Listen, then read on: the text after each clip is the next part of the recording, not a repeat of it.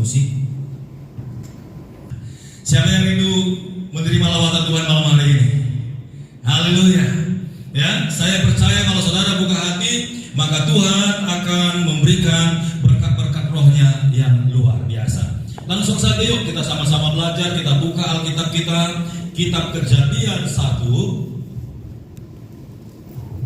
Kitab Kejadian 1 ayat 26 dan 27. Ya, slide-nya bisa keluar ayatnya. Ya, Kitab Kejadian 1 ayat 26 dan 27. Karena dua ayat sama-sama saja yuk kita baca ya, biar kita one power ya, satu kekuatan. 1, 2, 3. Berfirmanlah Allah, baiklah kita menjadikan manusia menurut gambar dan rupa kita, supaya mereka berkuasa atas ikan-ikan di laut dan burung-burung di udara, dan atas ternak dan atas seluruh bumi, dan atas segala binatang melata yang merayap di bumi. Ayat 26, ayat 27. Maka Allah menciptakan manusia itu menurut gambarnya, menurut gambar Allah diciptakannya dia, laki-laki dan perempuan diciptakannya mereka. Haleluya. Siapakah yang diartikan di sini, yang dimaksud dia huruf kecil itu, saudaraku? Adam. Haleluya.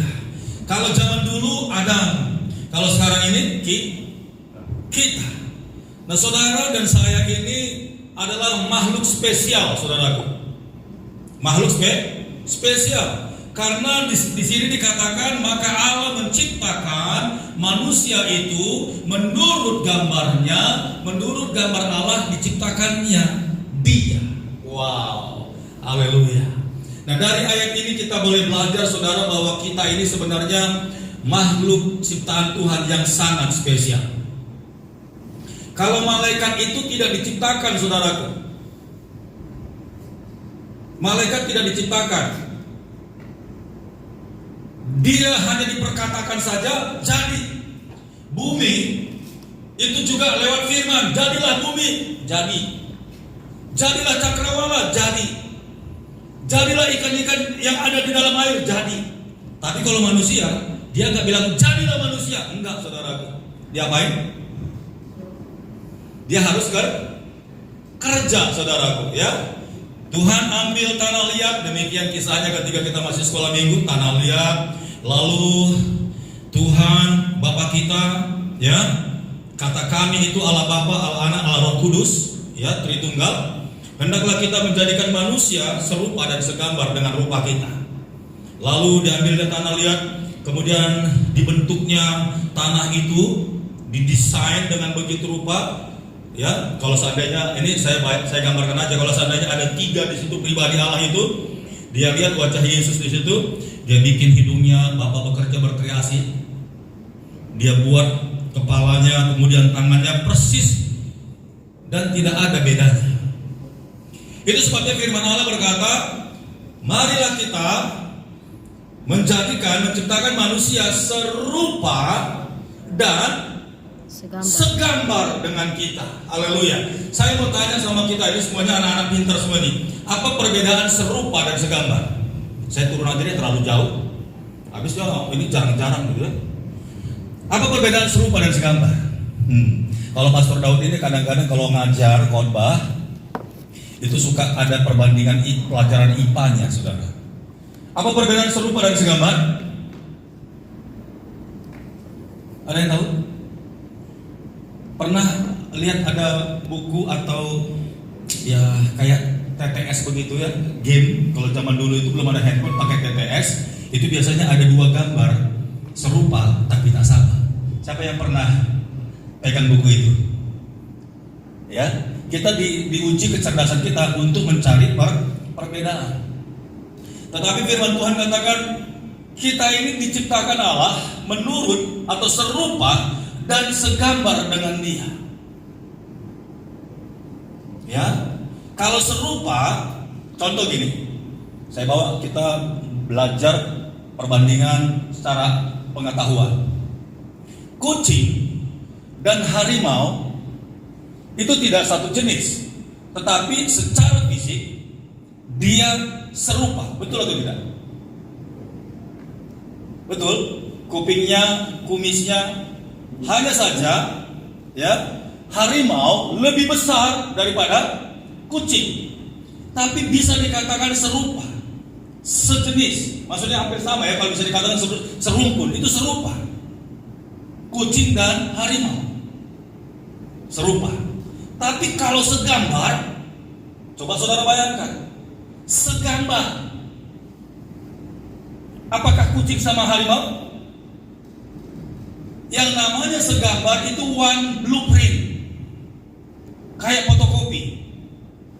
Itu yang namanya segambar. Presisinya sama persis. Jadi sebagaimana saudara berdiri, seperti itulah gambar haliknya kita, gambarnya Allah kita. Jadi begitu dahsyatnya Tuhan jadikan manusia serupa dan segambar. Wow, haleluya. Jadi saudara dan saya ini adalah gambarannya Allah, saudara. Gambarannya Tuhan. Coba kamu lihat dulu kiri kanan. Lu benar tak sih mirip gambarnya Allah? Lihat dulu. Bilang sama kiri kanan, hitam-hitam begini wajah gue mirip dengan Tuhan, gue bilang. Iya, saudara harus mulai pede dulu, ya kan? Hitam-hitam begini, ini gambaran halik nih. Jadi jangan saudara melihat cermin karena saudara bandingkan dengan wajah artis, saudara bilang, aduh muka aku jelek banget ya, kenapa aku harus begini gitu ya. Kalau kita mengacu dengan firman Tuhan ini, itu artinya kita ini harus bersyukur bahwa saudara dan saya ini itu gambarannya Tuhan, saudara. Tetapi iblis datang untuk menghancurkan gambaran halik itu dari saudara dan saya. Makanya sebenarnya Adam dan Hawa itu sebenarnya iblis itu nggak bisa mengalahkan Adam dan Hawa. Kenapa?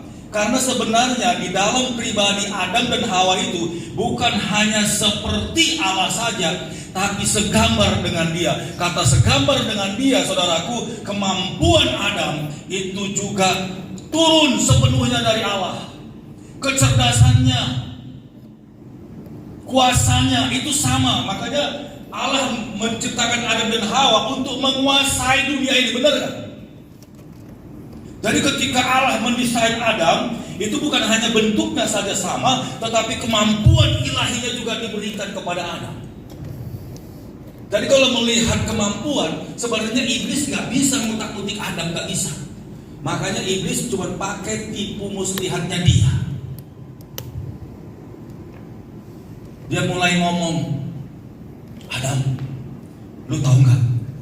Ini buah yang di tengah Taman Eden ini, buah yang paling enak, yang ada di dalam Taman Eden ini. Ah, masa sih? Awalnya seperti itu. Jadi iblis nggak bisa mendambrak, nggak bisa jambat rambutnya Adam, nggak bisa menyentuh dia, nggak bisa. Iblis itu cuma hanya bermain di alam pikiran, saudara. Nah sayangnya Adam, dia sudah punya kekuatan dan kuasa, tapi pikirannya itu dia tujukan kepada perkataan setan tadi, saudara. Makanya Adam bisa jatuh dalam dosa. Nah di zaman sekarang ini, saudaraku, terlebih saudara-saudara, adalah generasi penerus kerajaan Allah, generasi penerus gereja Tuhan. Nah iblis ini tahu Tuhan Yesus itu mau datang kedua kali dan gak lama lagi. Iblis itu kerja keras bagaimana caranya menghancurkan gereja Tuhan. Kalau sebaya Pastor Daud mungkin dia hitung 10, 15, 20 tahun lagi, ini juga udah akan tumbang, gak punya kekuatan tenaga. Udah lah, gak usah diganggu lah Pastor Daud lah, biarin aja lah, dia bentar lagi juga habis. Tapi iblis itu sekarang bekerja di tengah-tengah anak-anak muda dan remaja. Itu sebabnya kalian harus tahu bahwa di dalam kalian ini sebenarnya kapasitas ilahi itu luar biasa sekali, saudara. Nah iblis tuh mau mencuri dan mau menghancurkan itu. Dia tidak bisa lawan secara fisik, tapi dia akan menipu kita, saudara. Haleluya. Kita ini gambarannya dia. Sekali lagi, kekuatan, kemampuan, kecerdasan, kuasa, itu ada semua di dalam kita, seperti yang ada di dalam pribadi Allah. Bedanya adalah kita dengan Allah. Allah itu kekal, tapi kita ini tidak kekal, karena kita terbuat dari debu tanah, saudara. Haleluya. Nah, saya mengatakan begini, saya akan tarik kisah ini ke zaman sekarang. Iblis sekarang dengan kerja keras ingin menghancurkan generasi muda, agar mereka tidak menjadi pemimpin-pemimpin yang dahsyat di akhir zaman. Tantangan akan semakin luar biasa, dan itu artinya anak-anak remaja harus membekali dirinya dengan iman yang kuat untuk menjadi penerus, menjadi generasi penerus yang akan diberikan kuasa oleh Tuhan. Haleluya. Nah, kalau kita ini segambar dengan dia, saudaraku, perhatikan baik-baik. Tadi udah serupa dan segambar, itu bentuknya sama semua. Kalau saudara mau lihat kebenaran wajah saudara, kalau saudara mau lihat aslinya tampang saudara, kira-kira saudara melihat apa, saudara? Lihat apa? Kalau saudara mau ke gereja, tadi saya ketemu ada 2 orang yang melayani tadi di mimbar. Halo om, halo. Di bawah, di depan kamar mandi, ngapain? Hah? That's good. Kalau saudara mau tahu asli saudara, lihatlah cermin.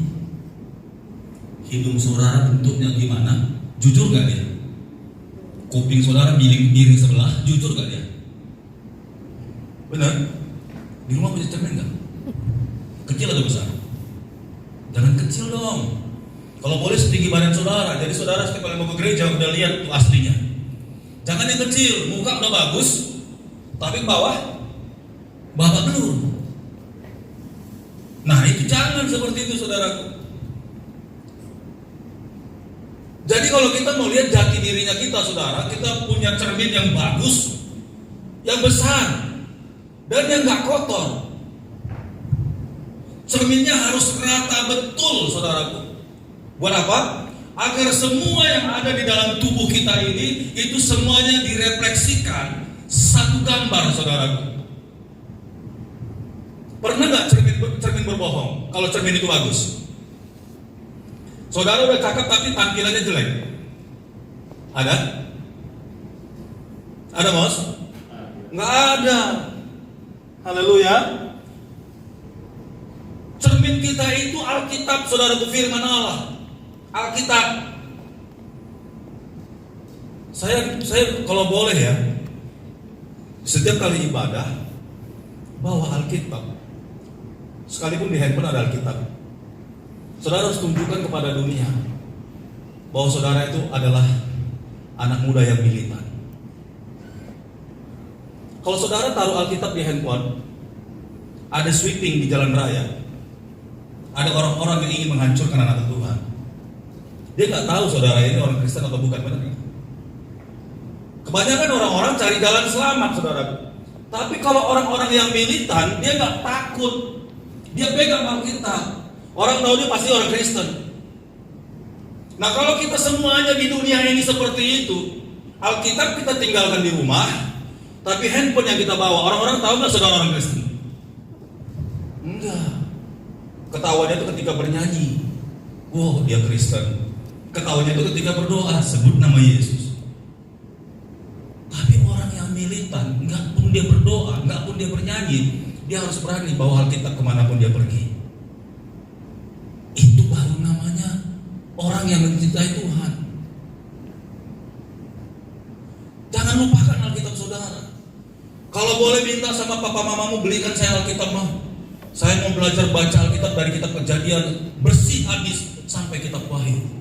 Itu baru namanya orang yang bercermin di pribadinya Tuhan. Bukankah Alkitab itu firman Allah? Bukankah Alkitab itu pribadinya dia? Yang setuju katakan amin. Yang setuju katakan amin.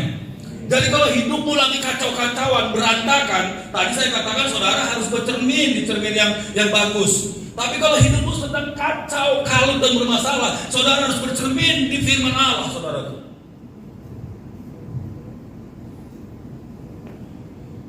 Jadi kalau boleh mulai minggu depan, ini saran dan nasihatnya Pastor Daud ya, mudah-mudahan didengar. Boleh ada Alkitab di handphone saudara, tapi yuk tunjukkan, buktiin bahwa saudara itu militan. Pegang yang namanya Alkitab. Sama seperti kalau kita ini bangsawan ya, orang yang cinta dengan Indonesia. Amen. Kita mungkin seorang atlet, kita lagi bertarung di Olimpiade. Ketika kita menjadi juara, saudaraku, yang kita tonjolkan apa? Apa yang kita buktikan sama dunia? Bendera. Nggak malu. Bahkan dia peluk, dia cium itu bendera. Udah nasionalis banget. Tapi kita ini anak kerajaan Allah loh. Pegang handphone gitu, gitu. Nggak efek. Tunjukin. Ini baru nih. Orang mau nanti, sok kudus lu, sok rohani lu, biarin aja. Nggak apa-apa pegang Alkitab saudaraku. Dan Tuhan lihat, ini baru anakku yang militan. Kalau untuk perkara kecil ini aja kita nggak setia, bagaimana kita mau mendapatkan berkat-berkat Tuhan yang luar biasa, saudaraku. Haleluya. Nah, ketika saudara bermasalah dan punya banyak hal, persoalan, problema ya dalam sekolah saudara, pekerjaan saudara, dalam rumah tangga, di keluarga, orang tua, bahkan kakak beradik, saudaraku. Saudara nggak punya solusi lain untuk merapikannya. Saudara harus baca firman, baru saudara tahu solusinya di mana. Apakah saudara yang harus berubah dan bertobat? Atau saudara harus berdoa untuk adik saudara, kakak saudara, orang tua saudara, mama dan papa mungkin sering ribut? Hanya firman Tuhan itu yang bisa mengarahkan hidupmu agar saudara bisa lihat gambarannya yang sebenarnya.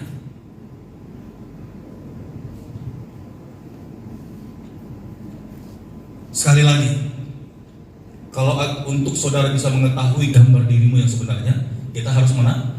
Bercermin. Saudara tahu, iblis tahu itu bahwa Alkitab itu adalah cermin anak-anak kerajaan Allah. Baca firman Tuhan setiap hari. Tuhan, aku melihat kebenaran-Mu, buat aku kuat dan bisa berubah. Hanya lewat firman Tuhan, saudara. Tetapi kucuk iblis datang. Tadi seharusnya kita bercermin di cermin yang baik, saudaraku. Iblis kasih apa? Cermin yang mana? Ini aja deh, pakai deh ini cermin ini. Dia kasih cermin yang retak. Dia kasih cermin yang nggak jelas, saudaraku, yang cembung, yang cekung. Siapa di sini yang pernah bercermin di cermin yang retak? Belum pernah.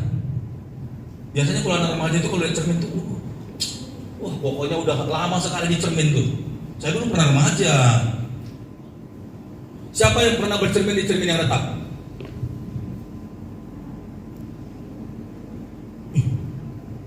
Ini kok diam semua ya? Nggak ada respect loh. Kalau saya sih pernah. Coba bercermin di cermin yang pecah, yang retak itu loh. Bahkan kalau di rumah saya dulu pecah karena mahal dulu ya. Kita dulu orang susah dikasih isolatif, saudaraku, biar gak kebuang. Kok gini-gini? Tadi saya tanya pernah, tapi dia yakin. Saya tanya sekali lagi, siapa yang pernah bercermin di cermin yang retak? Nah iya, gak usah takut, saya gitu ya.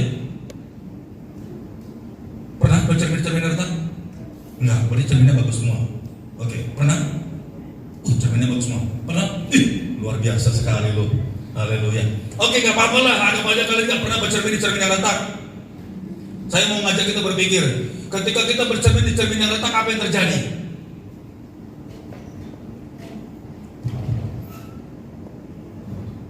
Apa yang terjadi kalau kita bercermin di cermin yang retak? Apa Mos?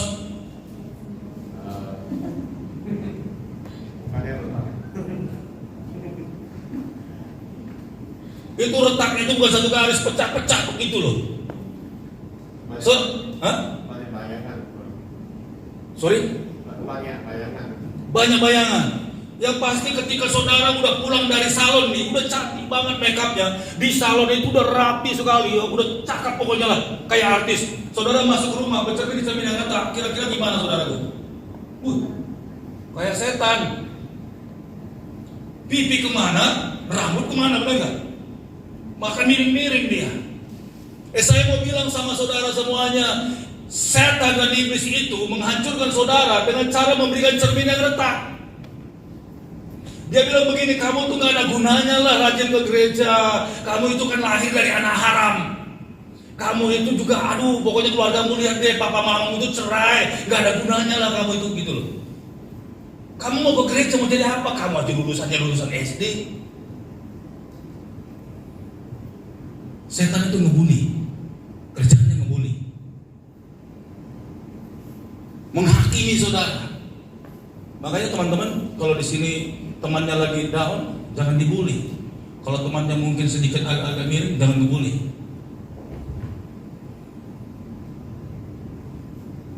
Orang yang suka ngebully temannya, itu temannya setan itu. Yang setuju kata amin. Yang setuju kata amin. Saya percaya di sini lebih baik semua ya, nggak suka ngebully ya. Amin. Coba lihat dulu wajah teman dulu dong. Lihat dulu wajahnya. Bilang sama dia, kamu ini cantik loh. Jangan dibully temannya.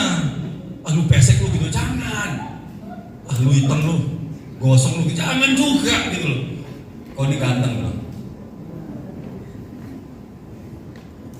Jangan dipelototin gitu juga kali. Serem saya. Ya. Orang yang suka ngebully temannya, adik-adiknya, abangnya, sebenarnya itu temannya setan. Haleluya. Setan itu selalu mengungkit masa lalu hidupmu. Setan itu selalu akan menunjukkan gambar-gambar keluargamu, masa lalumu, saudaraku. Itu sebabnya kalau orang sudah tertuduh, dia susah akan bangkit. Dia akan lebih cenderung putus asa. Dia lebih cenderung akan berdiam diri, saudaraku. Dan dia akan bilang, aku ini gak berguna. Pekerjaannya iblis itu seperti itu dari zaman ini. Biar anak-anak muda generasi penerus ini nggak berbuat apa-apa.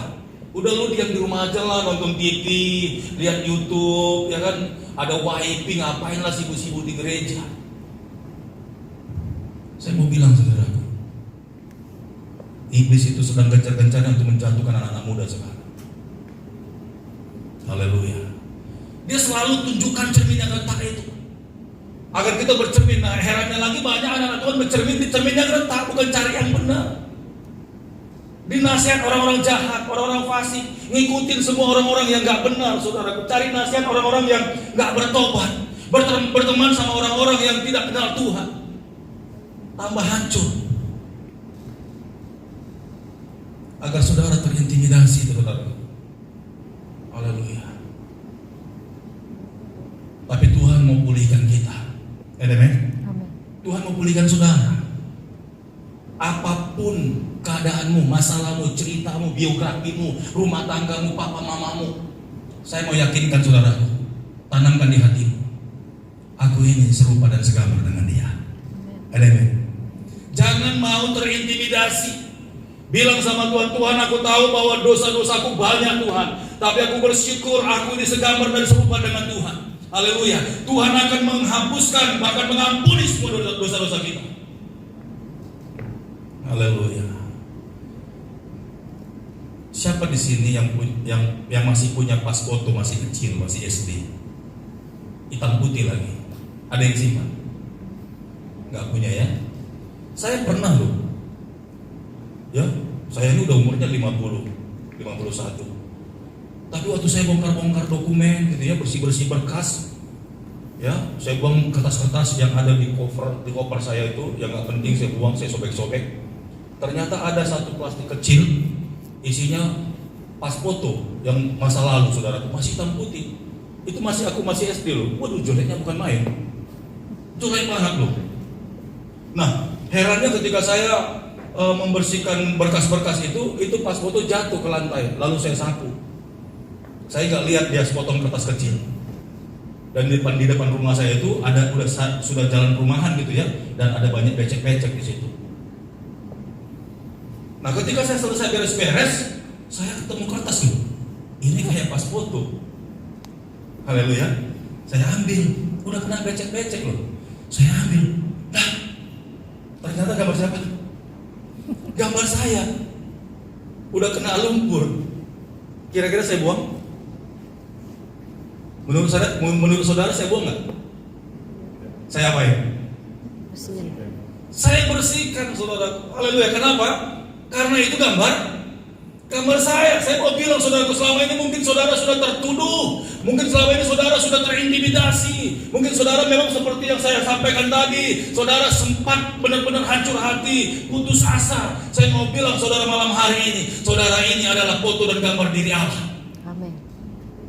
Sekalipun saudara jatuh di lumpur, saudara, karena kita ini fotonya dia, kita ini gambarnya dia, dia akan ambil dan dia akan bersihkan kembali, kemudian dia simpan, ditaruh di tempat yang benar. Yang setuju katakan amin. Yang setuju katakan amin. Haleluya.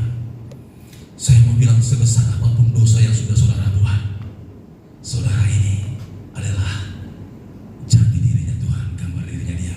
Dia nggak peduli dosa apa yang saudara buat, dia nggak peduli apapun kesalahanmu, pelanggaran apapun, bahkan mungkin saudara pikir sudah tidak bisa diampuni, tapi bagi Tuhan, karena saudara dan saya diciptakan serupa dan segambar dengan dia, dia akan ambil dan dia akan pulihkan. Haleluya. Haleluya. Haleluya. Praise the Lord.